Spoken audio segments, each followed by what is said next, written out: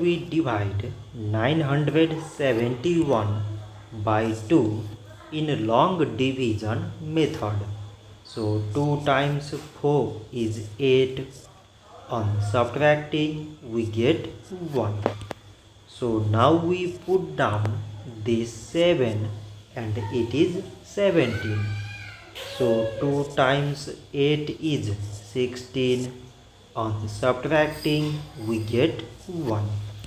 So again we put down this 1 and it is 11. So 2 times 5 is 10. On subtracting we get 1. So now there is no other number to put it down.